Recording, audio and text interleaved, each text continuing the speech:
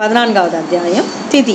திதி எப்படி கருவுறீங்களா? திதி தெரியல, திதி அதிதி அந்த கதை தெரியல, அதை தான் பார்க்க போகிறோம். இப்போ சுகர் சொல்கிற பகவான் இப்படி கேட்டுட்டே இருக்காச்சே, வராக அவதாரமாக பகவானோடது அப்படியே அதை கேட்டுட்டே இருந்தவர் ரொம்பவும் சந்தோஷப்பட்டாராம். அதாவது மைத்ரேயர் மூலமாக வித்துரர் கேட்டு கொண்டு இருக்கின்ற அப்போ வித்துரர் சொல்கிறார், ரொம்ப சந்தோஷமாக எடுத்து வராக அவதாரம் கேட்ட உடனே அவர் சொல்கிறார், தேனைவ தூ முனிஸ்ரேஷ்டரே மைத்ரேயரேன்னு கூப்பிட்டுட்டு யஜ்ஞவராக மூர்த்தினால இரண்யாக்ஷன் கொல்லப்பட்டாங்கிறத நீங்கள் சொன்னேள். ஆதி தைத்தியோ ஹிரண்யாக்ஷோ, இந்த ரெஃபரன்ஸு. தைத்தியன்னா திதிபுத்திரர்களுடைய குழந்தைகள் தான் தைத்தியர்கள் சொல்கிறான். தஸ்ய சோத்கரத ஷோனி ஸ்வதம்ஷாகிரேன லீலையாக ஒரு விளையாட்டு போல ஸ்வதம்ஷ அக்ரேன தெற்றுப்பள்ளியின் நுனியில வச்சு எடுத்துன்னு வந்தார். அப்போது ஹிரண்யாக்ஷனுக்கும் வராகமூர்த்தியான பகவானுக்கும் எப்படி போர் நடந்தது அப்படின்னு இவர் கேட்குறார். மைத்ரேய வாச்சா அவர் சொல்கிறார், சாத்து வீர, ஆமாம் சாத்துன்னா நன்கு அப்படிங்கிற மாதிரி, வீர துவயா, இங்கே வீரான்னு கூப்பிட்றது யார்? விதுரரை கூப்பிட்றார். துவயா பிருஷ்டம் அவதார கதாம் ஹரேஹே, நீ கேட்டியே ரொம்ப அழகான ஒரு கேள்வியை கேட்ட, இது எப்படிப்பட்டதுன்னா யத்வம் பிருச்சசி மத்தியானா மிருத்யுபாச விஷாதனி, இந்த கதைகளெல்லாம் கேட்டால் மிருத்யு பயம் நீங்கிவிடும். பலஸ்ருதி சொல்கிறேன் இல்லையா? அப்போ யதோத்தானபதக புத்ரோ முனினா கீதையார்பதக உத்தானபாதனை பற்றி சொல்கிறார். மிருத்யோ கிருதைவ மூர்த்தியங்கிரி மாருரோ ஹரே பதம்.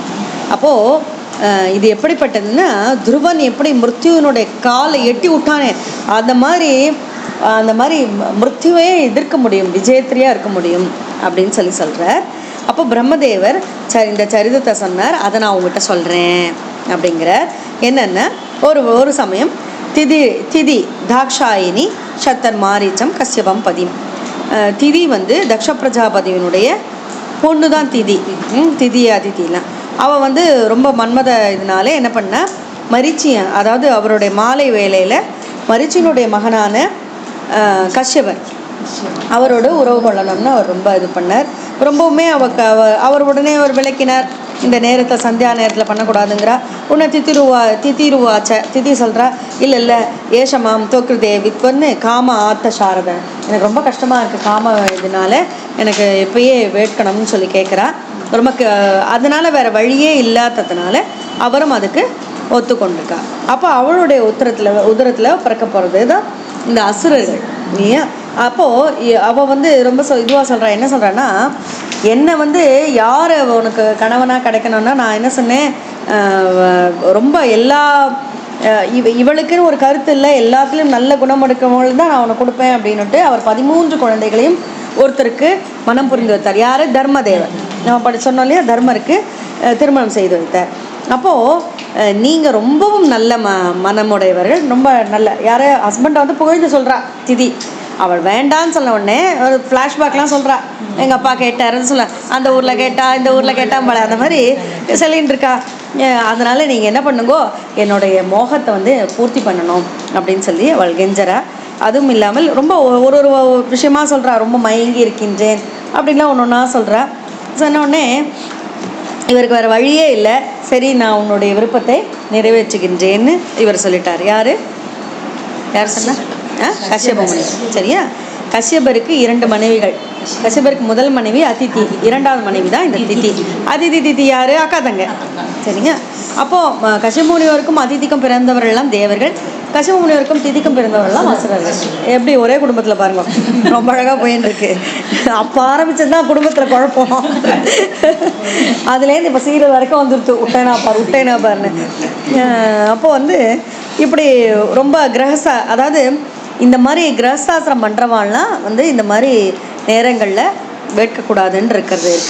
இவர் சொல்கிறார், ரொம்ப நல்ல விஷயங்கள் எல்லாம் சொல்லி முடிக்கிறார். அதாவது வெட்ட போகிற இதுக்கு வேதம் சொன்னால் கேட்குமான்னு காதலுக்கு விழுமான்னு சொல்லுவான். இவர் இது ஏதோ நினைப்பில் இருக்குது. யார்? திதி. அவகிட்ட நல்ல விஷயங்கள் எல்லாம் லிஸ்ட் பண்ணி சொல்கிறார் இவர் ரொம்ப அழகாக. பிரம்மச்சாரியை பற்றி, வனப்பிரசனை பற்றி, துறவியை பற்றி, அதாவது வர்ணாசிரம தர்மத்தை பற்றி சொல்லின்னு இருக்கார். அடுத்து மனைவின்னா எப்படி இருப்பா? மனைவி அவனுடைய தேகத்தில், கணவனுடைய தேகத்தில் பாதியாக இருப்பவள் மனைவி. இதில் கூட ஒரு பெரிய கொடுமை இருக்குது. சாஸ்திரத்தில் என்ன சொல்லியிருக்குன்னா, கணவன் பண்ணுகின்ற பாவத்தில் மனைவிக்கு கணக்கே இல்லை. ஆனால் வந்து மனைவி செய்வது கணவனுக்கு வந்துடும். அந்த மாதிரிலாம் இருக்குது. இதெல்லாம் நம்ம 33%லே இருக்கோம். எங்கே உருப்படுறது? அப்புறம் 3 ஆசிரமங்கள் பற்றியெல்லாம் சொல்லிகிட்டே இருக்கார் அவர். சொல்லிவிட்டு எத்தனை, அதாவது நல்ல குணசீலர்கள்லாம் வந்து நல்ல பெண்கள் வாய்க்கிறதுங்கிறது பெரிய விஷயம். இவர் சொல்கிற நவயம் பிரபவஸ்தாம் சுவாமனு கர்த்தும் கிரகேஸ்வரி, எப்படியெல்லாம் சொல்லியிருக்கார் பாருங்க 20வது ஸ்லோகத்தில். கிரகேஸ்வரி நீ, கிரகத்துக்கு ஈஸ்வரி நீ தான். அப்படிப்பட்டவள் வந்து அதாவது நீ நீ எவ்வளவோ எங்களுக்கு செய்கிற, அதுக்கெல்லாம் நாங்கள்லாம் ரொம்ப கடமைப்பட்டிருக்கோங்கிற இது அவர் சொல்லியிருக்கார். இந்த காலத்தில் நம்ம கேட்குறோமா? இதெல்லாம் எவ்வளவு நம்ம பண்ணாலும் இந்த மாதிரியெல்லாம் ஒரு டைலாக் வருதா பாருங்க. இதுலையான வர்றதேன்னு சந்தோஷப்பட்டுக்க வேண்டியதுதான். அவர் சொல்கிறார், சரி, ஆனால் நீ வந்து நீ பண்ணதெல்லாம் கரெக்டு தான், நீ எனக்கு எவ்வளோ ஒத்தாசை பண்ணுற, ரொம்ப சந்தோஷமாக இருக்கேன். ஆனால் இந்த நேரத்தில் குழந்தைக்காக நம்ம இது பண்ணுறது தப்புன்னு நான் நினைக்கிறேன் அப்படின்னு சொல்லிவிட்டு மாலை நேரத்தில் யதாமாம் நாதி ஓசந்தி முகூர்த்தம் பிரதிபாலய, இந்த நல்ல முகூர்த்தம் வர வரைக்கும் கொஞ்சம் சமாதானமாக பொறுமையாக இரு அப்படின்லாம் அவர் சொல்கிறார். அவரும் தான் நிறைய சொல்கிறார். என்னென்னா, ஏன் அந்த சந்தியா காலம்னா, அந்த சந்தியா காலத்தில் வந்து இந்த பரமேஸ்வரன் தன்னுடைய ருத்ரகணங்களோடு வலம் வருகின்ற நேரம் சந்தியா வேலை இல்லையா, பிரதோஷம் முடிஞ்சு வருது அந்த மாலை வேலை. அந்த பரமேஸ்வரன் வந்து அந்த அப்படிப்பட்டவர் வருகின்ற அந்த நேரத்தில் வந்து நீ வந்து இந்த மாதிரி பண்ணிட்டு இருக்கிறது தப்பு. ஏன்னா சந்திரன் சூரியன் அக்னி எல்லாம் வந்து 3 கண்களாக அவர் இடத்துல தான் இருக்குது, பரமேஸ்வரன் கிட்ட தான் இருக்குது. அப்போது அவர் இருக்கிறச்சே நீ இந்த மாதிரி நீ இந்த நேரத்தில் என்னை வந்து கூப்பிடுறது தப்பு அப்படிங்கிறதெல்லாம் ரொம்ப இதுவாக அஜ்ஞானமாக அவன் நினச்சிட்டு இருக்கிறதெல்லாம் அவர் நிறைய சொல்கிறார். ஏன்னா இந்த நேரத்தில் என்னென்னா, இந்த நான் அறிவில்லாதவர்கள் தான் கூடுவா அப்படிங்கிறது ஜீவஜாலங்கள் தான் நான் சொல்லிகிட்டு இருக்கேன். அப்போ அவர் சொல்கிறார், இதை சொன்ன உடனே மைத்ரேயி சொல்கிறார், இப்படி நிறைய சொன்னால் கூட அவள் வந்து கஷ்யபரை போய் அவருடைய உத்தரியத்தை பிடிச்சி இழுத்துட்டா அப்படிங்கிற. நேரம் யாரை விட்டது இல்லையா, வந்து ஜக்ராக வாசோன்ட்ட. ஜக்ராகனா பிடிச்சி இழுக்கிறது, வாசம்னா ஆடை. யார்? கஷ்யப முனிவருடைய ஆடையை பிடித்து இழுக்கின்றார். வேறு வழியே இல்லைன்னு சொல்லிட்டு அவர் வந்து தன்னுடைய இறைவனை வணங்கி விட்டு அவளுடன் கூடினார் அப்படிங்கிறது சொல்கிறார். அடுத்தது அதுக்கப்புறம் நீராடினார், காயத்ரி ஜபிச்சார், அதெல்லாம் சொன்னார். அப்புறம் திதி சொல்கிறேன், அதுக்கப்புறம்தான் பண்ணிட்டப்புறம்தான் அவளுக்கு தெரியுது தான் பண்ண தப்பு அப்படின்னு. மாமே கர்ப்பம் இமம் பிரம்மன்னே பூதானாம் ரிஷபோவதீத்து. பிரம்ம ரிஷி அந்த மாதிரி ருத்ரனுக்கு நான் அபச்சாரம் பண்ணிட்டேனே, அதுதானே முதல்ல சொன்னார் இவன். கேட்கல.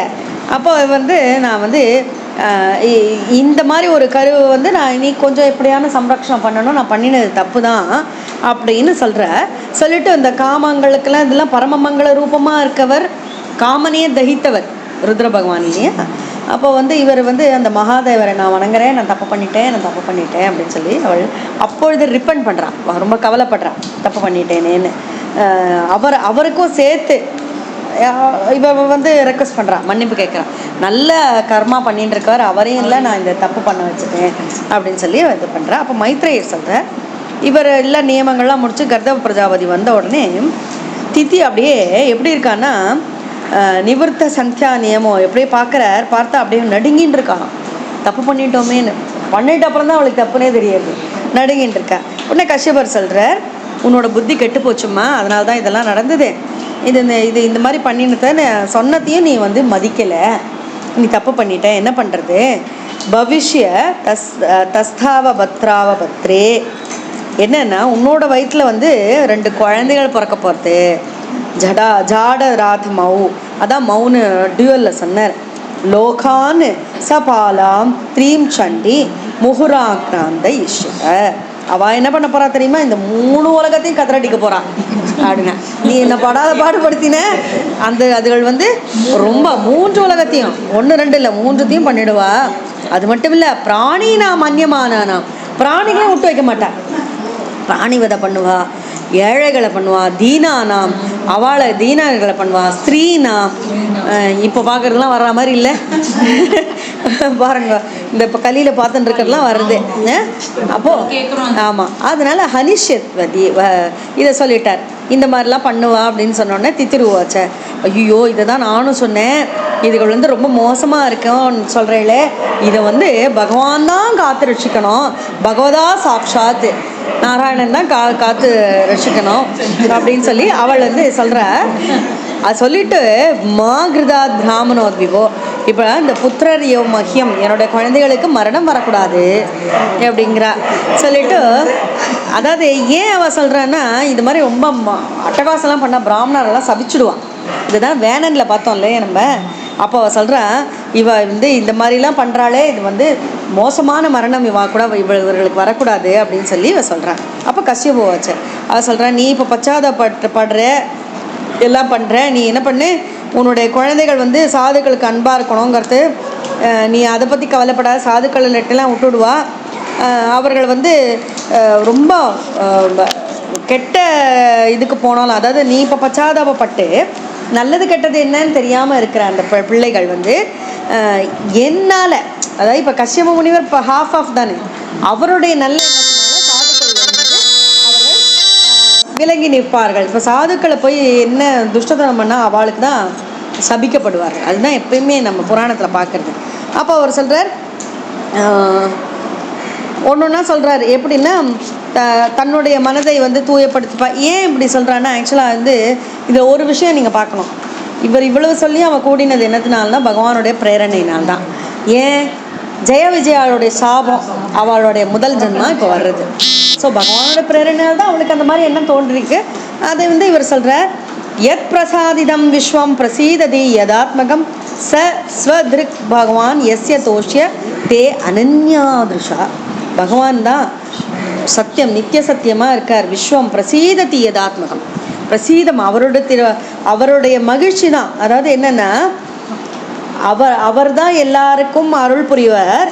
நீ இதுக்கு பற்றி கவலைப்படாத, உன் புத்திரர்களுக்கு நல்ல கதி கிடையாது, ஆனால் பேரனுக்கு நல்ல கதி இருக்கு, அந்த பேரனால் அவர் சந்தோஷப்படுவார்னு யாரை சொன்ன? பிரகலாதனை சொல்கிறார். ஹிரண்யகசிபுவினுடைய மகனான பிரகலாதன் அந்த ஸ்ரீஹரிதான் எல்லாம் அப்படின்னா, எல்லாமே ஸ்ரீஹரிதான்னால அதனால் அவர் சொல்கிறார், நீ கவலைப்படாத, உன் பிள்ளைகளுக்கு அந்த இது இல்லை, ஆனால் பேரன் வந்து உன்னோட பேரன் யாரு தெரியுமா? அவன் சவை மகா பாகவதோ மகாத்மா. சரி, அவள் வந்து குழந்தைகளை பற்றி கவலைப்படுறா. இவர் எவ்வளவு கஷ்யப முனிவருடைய தபசு, அவருடைய ஆற்றல். குழந்தைய பற்றி கவலைப்படாத, அவனுக்கு பிறக்க போகிறான் பாரு அந்த குழந்தை, அவன் எப்படி இருப்பான் தெரியுமா? மகாத்மான்னுட்டார். போருமே இல்லையா? எவ்வளோ பெரிய விஷயம் பாருங்க. சவை மகா, இது படிக்கலாமா? சவை மகாபாகவதோ மகாத்மா மகானுபாவோ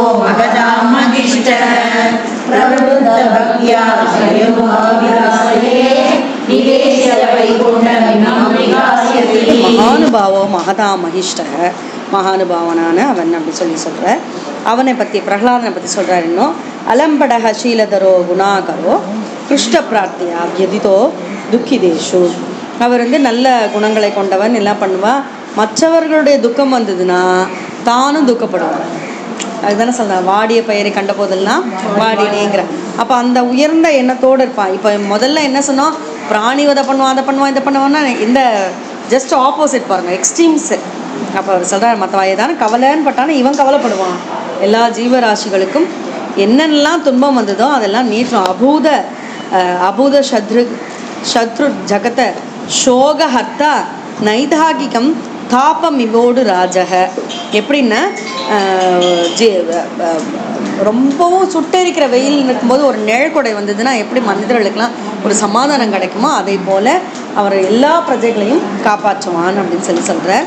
அதுவும் இல்லாமல் இன்னும் ஒரு வார்த்தை சொல்கிறார், என்னென்னா, எல்லாவற்றிலும் அந்தர் பகி, உள்ள, அந்தர்னா உள்ள, பகினா வெளியில், அந்தர் பகிஷாமல அப்ஜ நேத்திரம், எதெல்லாம் பார்க்குறானோ உள்ளேயும் வெளியிலையும் எல்லாத்தையும் பார்க்குறான். என்னென்னா அதெல்லாம் பகவான், அவன் ஹரின்னு அவன் பார்ப்பான், எல்லாவற்றிலும் பகவானே பார்ப்பான்ற பௌத்திரத்தவ சீலல நாலலாமம் திருஷ்டா ஸ்புரத் குண்டல மண்டிதானனம்.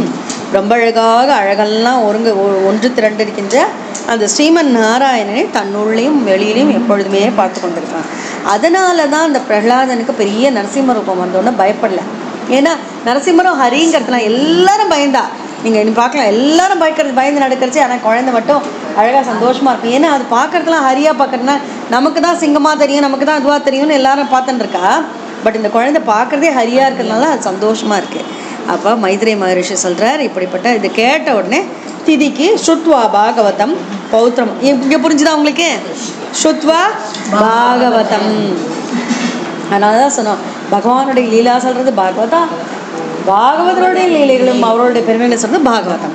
ஸ்ருத்வா பாகவதம் பௌத்திரம் மதோத திதுருபிருஷம் அதிமுதிதம். ரொம்ப சந்தோஷப்பட்டாளாம் திதி. பரவாயில்ல, என் குழந்தைகள் தான் உருப்படாமல் போனாலும் பரவாயில்ல, பேரை காப்பாற்றிடுவான் அப்படின்னு சொல்லி ரொம்பவும் சந்தோஷப்பட்டா அப்படின்னு சொல்லி முடிக்கிறார் 14வது அத்தியாயம்.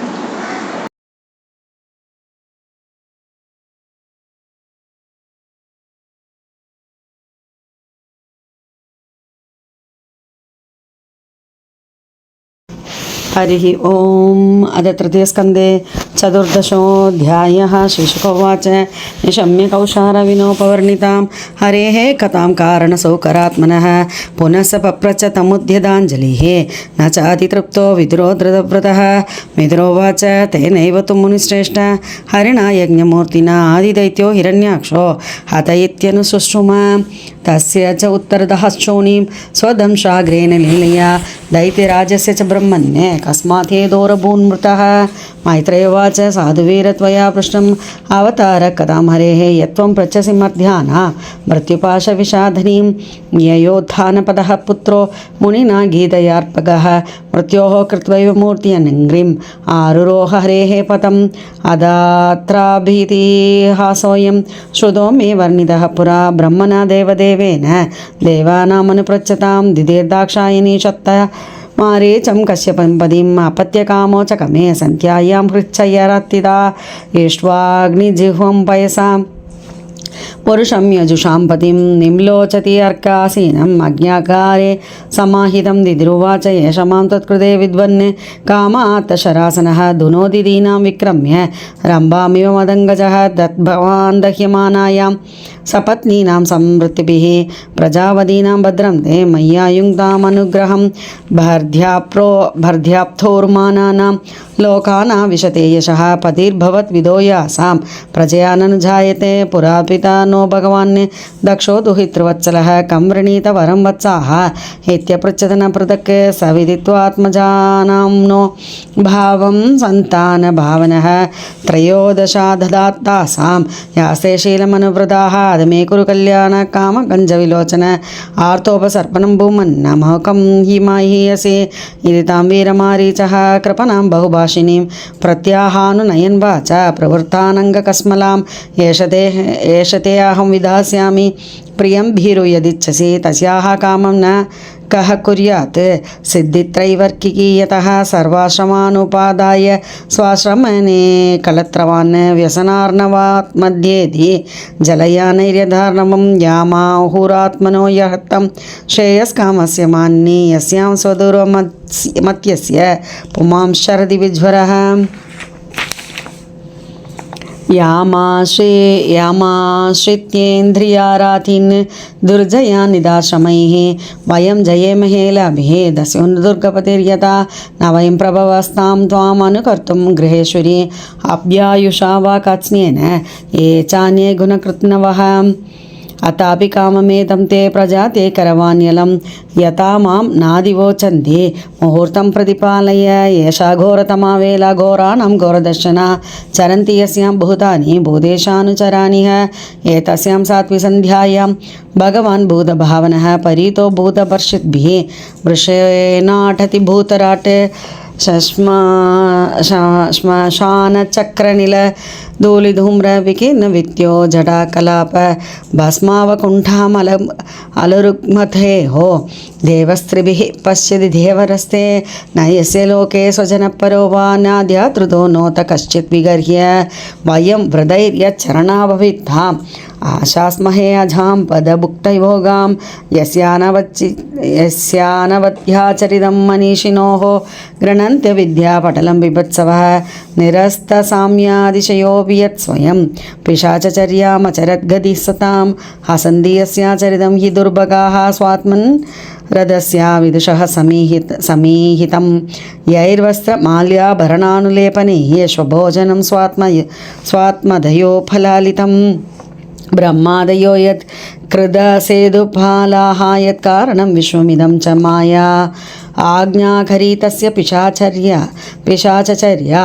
हो विभुम्नश्चरितं विडम्बनं मैत्रेयवाच सैवं संविदिते भर्त्रा मन्मदोन्मदितेन्द्रिया जग्राहवासो ब्रह्मर्षेः वृषलीव गदत्रपा स विदित्वादभार्यायाः तं निर्बन्धं विकर्मणि नत्वादिष्टाय रहसि तयातोपविवेशः अतोपस्पृश्य सलिलं प्राणायाम्य वाक्यतः ध्यायञ्जाभविरजं ब्रह्मज्योति सनातनं तिदिसो व्रीडिता तेन कर्मावध्येन भारत उपसंगम्य विप्रश्यम् अधोमुख्यभ्यभाषत तिदिरुवाच मामे गर्भमिं ब्रह्मन् भूतानां ऋषभोवदीत् रुद्रः पदिर्हि भूतानां यस्याकरवमं हसं नमो रुद्राय महते देवायोग्राय मीडुषे शिवाय न्यस्तदण्डाय धृतदण्डाय मन्यवे स नः प्रसीदतां भामो भगवानुर्व अनुग्रहः व्याधस्याप्यनुकम्प्यानां श्रीणां देवः सतीपतिः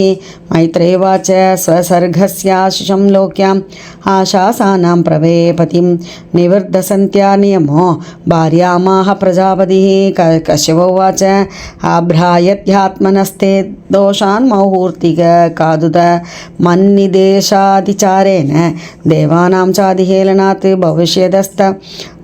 भविष्यदस्थवपत्रे जाडरातमौ लोकान् सपालां श्रीं षण्डे मुहुराक्रन्त्यश्यतः प्राणिनां हन्यमानानां दीनानां कृदागसां श्रीणां निगृह्यमानानां कोपितेषु महात्मसो तदा विश्वेश्वरः कृतो भगवान् लोकभावनः अनिश्यत्यवर्धीर्यासो यदा त्रिंशदपर्वदृक् तिद्रुवाच वदं भगवता साक्षात् सूना भोधारबाहुना आशासे पुत्रयोर्मह्यम् आगृद्धात् ब्राह्मणात् विभो न ब्रह्मदण्डदत्तस्य न भूतभयदस्य च नारकाश्चानुगृह्णन्ति यां यां योनिमसौ गतः कश्यपोवाच कृदशोकानुतापेन सद्यः प्रत्यवमर्शनात् भगवत्युर्माना च भवेमय्यविचादरात् पुत्रस्यैव तु पुत्राणां भवितैकः सतामतः गास्यन्ति यत्यशः शुद्धं भगवत्यशसा समं योगैर्हेमेव दुर्वर्णं भावयिष्यन्ति साधवः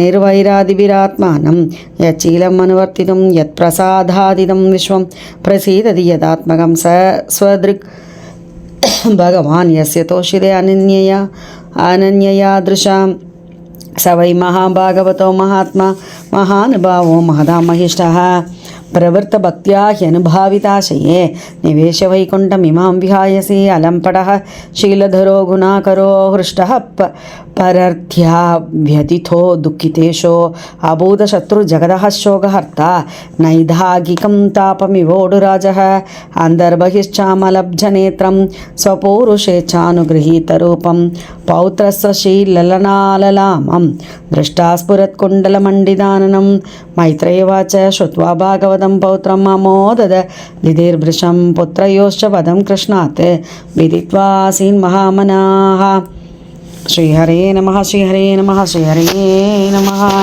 गोपिका जीवनस्मरणं गोविन्द गोविन्द सद्गुरु महाराज की जय।